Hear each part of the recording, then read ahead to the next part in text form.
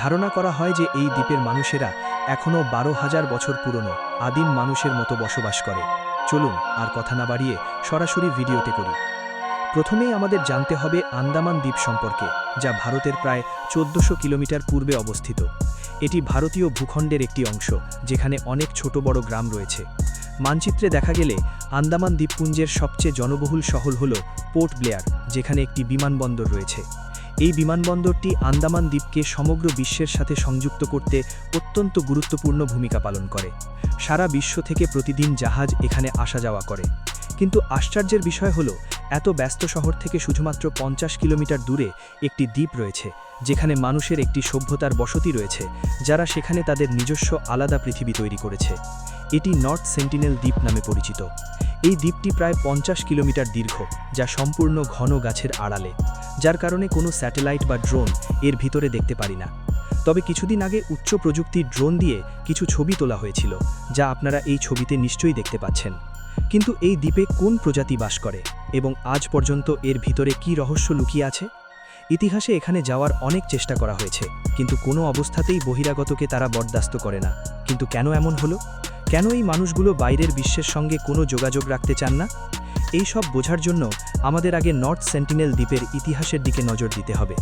শতাব্দীর পর শতাব্দী ধরে এটা বিশ্বাস করা হয়েছে যে নর্থ সেন্টিনেল দ্বীপে বসবাসকারী উপজাতি মানব সভ্যতার মানুষগুলো আমাদের থেকে বিচ্ছিন্ন হয়েছিল। প্রায় 26,000 বছর আগে সমুদ্রপৃষ্ঠের উচ্চতা খুব কম ছিল। তখন এটি একটি দ্বীপ নয়, এশিয়া মহাদেশের একটি অংশ ছিল। বৈশ্বিক উষ্ণতার কারণে সমুদ্রের উচ্চতা বেড়ে যায় এবং তারপরে আন্দামান এবং নর্থ সেন্টিনেল আমাদের বিশ্বের সাথে তাদের সংযোগ হারিয়ে ফেলে এবং তারা দ্বীপে পরিণত হয়। এরপর একের পর এক পৃথিবী উন্নত হলেও এই দ্বীপে বসবাসকারী মানুষের কাছে এটাই ছিল তাদের পৃথিবী।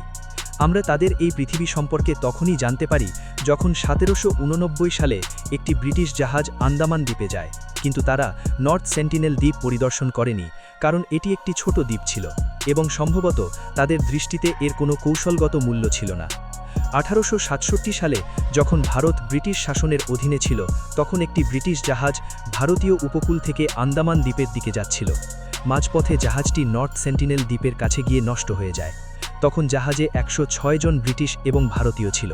তারা ভেবেছিল যে এই দ্বীপটি নির্জন এবং সম্ভবত এখানে কেউ বাস করে না। উদ্ধারের অপেক্ষায় তারা কয়েকদিন এখানে আশ্রয় নেওয়ার সিদ্ধান্ত নেয়, কিন্তু তাদের চিন্তাভাবনা বদলে গেল তৃতীয় দিনে।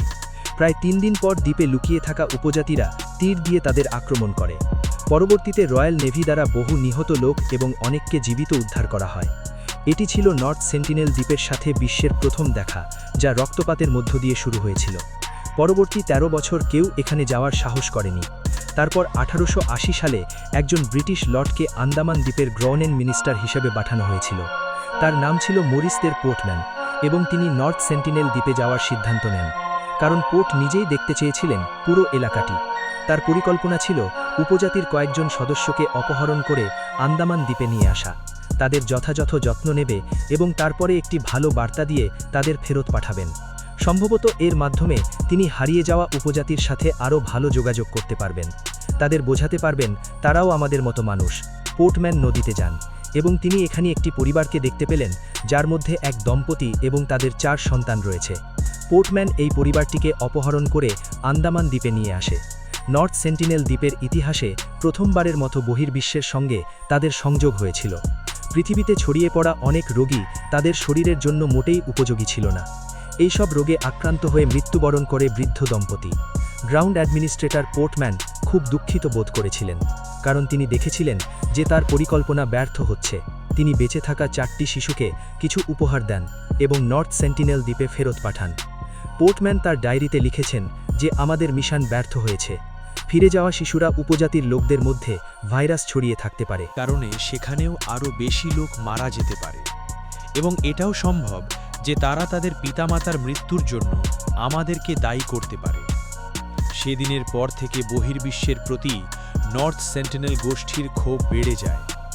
ভুল করে কেউ নর্থ সেন্টিনেল দ্বীপে গেলে উপজাতিরা তাকে হত্যা করে তার লাশ ঢাকায় ঝুলিয়ে রাখত। 1947 সালে ভারত স্বাধীন হলে বিভাজনের সময় আন্দামান দ্বীপ পর্যন্ত সমগ্র এলাকা ভারতের অংশে চলে আসে। এখানে বসবাসকারী এবং বসতি স্থাপনকারী সকলকে ভারতীয় বলা হতো। যার মধ্যে নর্থ সেন্টিনেল দ্বীপও সংযুক্ত ছিল। অবশ্য এই উপজাতিরা জানতই না ভারত কি। ভারত সরকার সিদ্ধান্ত নেয় যে এই বিক্ষুব্ধ উপজাতির সাথে একটি শান্তিপূর্ণ যোগাযোগ করা উচিত। সে কারণে ১৯৬৭ সালে একজন ভারতীয় নৃতত্ত্ববিদ ত্রিলোকনাথ পণ্ডিত এই কাজটি তার মাথায় নেন। তিনি নৌকায় করে দ্বীপের চারদিকে ঘুরে ঘুরে উপহার পাঠাতেন। তিনি এই উপজাতির মন জয় করা ছাড়া আর কিছুই করার নেই। তারপর ১৯৭৪ সালে ন্যাশনাল জিওগ্রাফিক দ্বীপটিতে একটি ডকুমেন্টারি তৈরি করতে চেয়েছিল, যার নাম ছিল man in search of man. তারা একটি বড় নৌকা ভাড়া করেছিল, যাতে নিরাপত্তারক্ষী, ফিল্ম ক্রু এবং ত্রিলোকনাথ পণ্ডিত ছিলেন। তার ধারণা ছিল যে তিনি দ্বীপের কাছাকাছি যাবেন এবং উপহারগুলি রাখবেন, যা ঢেউয়ে ভেসে তীরে পৌঁছে যাবেন। প্রথমে তিনি উপজাতির আস্থা অর্জন করবেন এবং তারপর তিনি ডকুমেন্টারির শুটিং করবেন। তারা ৩ দিন ধরে উপহার ছুটতে থাকলেন, কিন্তু যখন তারা দ্বীপের কাছাকাছি গেলেন তখন তাদের পরিকল্পনা খারাপভাবে ব্যর্থ হয়। উপজাতিরা তাদের সামনে তাদের উপহার ভেঙে তীর বর্ষণ শুরু করে, যার মধ্যে একটি তীর সরাসরি গিয়ে পড়ে ডিরেক্টরের পায়ে। তারা দূর থেকে দ্বীপের ভিতরে কিছু ফুটেজ রেকর্ড করতে সক্ষম হন, আর এই নর্থ সেন্টিনেল দ্বীপের প্রথম ফুটেজ ন্যাশনাল জিওগ্রাফিতে তাদের মিশন বাতিল করে দেয়।